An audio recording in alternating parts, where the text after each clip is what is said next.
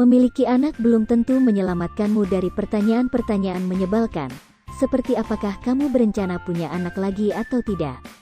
Meski tidak dianggap mikroagresif, pertanyaan semacam itu punya banyak kesamaan, yaitu melabeli orang, membuat orang merasa kurang, meningkatkan bias sosial, dan terbilang berbahaya. Jadi, tidak ada salahnya jika kita menggunakan jawaban umum jika terpaksa berurusan dengan orang yang terlalu melit dan kepo. Saat seseorang mencoba meyakinkanmu untuk menambah satu anak lagi, cobalah untuk menjawab dengan salah satu pilihan jawaban dari daftar ini. Kapan kamu tambah anak lagi? Satu anak sudah cukup. 1. Berikan jawaban jujur dan langsung. Jawaban seperti ini selalu menjadi cara terbaik untuk membuat orang lain berhenti bertanya. Hanya kamu yang dapat memutuskan berapa banyak anak yang ingin kamu punya. Kamu pun tidak perlu memberikan laporan mendetail kepada siapapun, bahkan kalau si penanya adalah ibumu sendiri. Akan lebih baik juga jika kamu meminta orang tersebut untuk tidak mengajukan pertanyaan ini lagi. 2. Buat topik pembicaraan menjadi bahan bercandaan. Gedenya pasti egois. Yap, pasti bakal sibuk dan giat. Terkadang, mereka tidak berhenti setelah kamu memberikan jawaban langsung.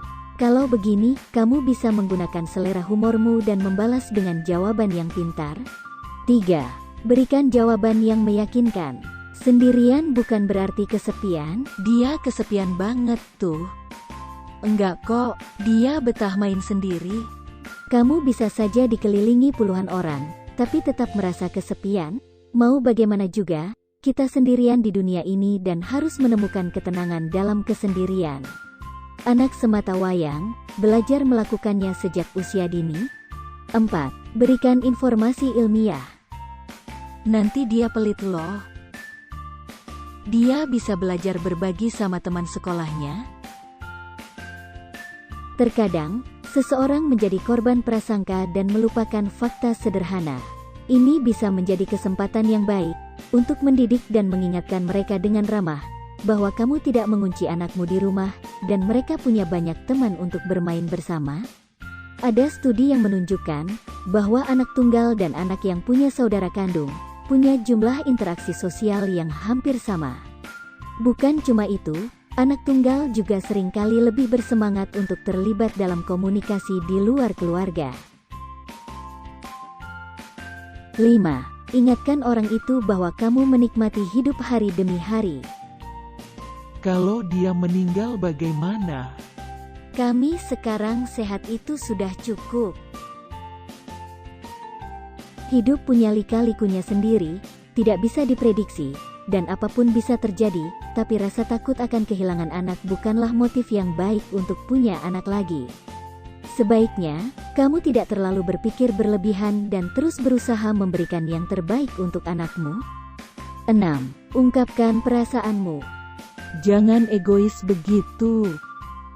Aku merasa tersinggung loh, Ma. Komentar yang memojokkan pastinya menyebalkan, tapi kalau sudah menjadi tuduhan, bisa-bisa kamu malah beradu argumen dengan teman bicaramu. Daripada begitu, sebaiknya kamu memberitahu orang tersebut bahwa dia menyakiti perasaanmu dengan kata-katanya.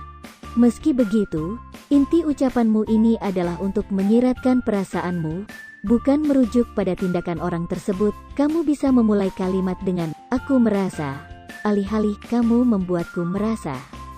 Tak seorang pun suka disalahkan atas sesuatu dan teman bicaramu mungkin akan menjadi defensif. 7. Gunakan jawaban yang tak relevan. Kamu pasti akan berubah pikiran. Terima kasih atas nasihatmu ya. Kamu tidak perlu membela pilihan hidupmu atau mencoba membuat teman bicaramu berubah pikiran. Dalam hal ini, kamu bisa memakai jawaban yang tidak relevan. Setelah itu, kamu hanya perlu mengubah topik. 8. Biarkan mereka mengungkapkan pendapat. Jangan membantah seseorang karena opininya, biarkan dia bicara semaunya. Kalau kamu meninggal, bagaimana dia nanti hidup sendirian? Kenapa bisa begitu? Lagi pula, tidak ada yang tahu kapan kita akan meninggal dan anak kita masih punya kakek, nenek, bibi, dan paman yang bisa merawatnya? Lalu saat sudah dewasa, anak kita pasti punya teman yang akan membantunya mengatasi kehilangan ini. 9. Lempar balik pertanyaan mereka. Terkadang, hal terbaik yang bisa kamu lakukan adalah melempar kembali topik yang sama kepada orang yang bertanya daripada menjawabnya. Kamu sekarang pasti mau punya anak cowok kan? Enggak juga, kalau kamu, kapan mau nambah anak? Ancaman terbesar dari perdebatan semacam ini adalah kamu akan berubah pikiran tentang keputusanmu. Itulah sebabnya, apapun strategi yang kamu pilih, selalu penting untuk mengingatkan diri sendiri kenapa kamu tidak ingin lebih banyak anak dan mencari validasi dalam nilai-nilai yang kamu pegang. Kamu juga bisa mencari bantuan dari mereka yang punya pendapat sama denganmu. Apa jawaban terkocakmu untuk pertanyaan tentang punya anak lebih dari satu? Jangan lupa tulis komen di bawah ya. Oke, terima kasih yang sudah menonton. Berikan kami like dan bagikan juga pada teman-temanmu ya. Sampai jumpa di video selanjutnya.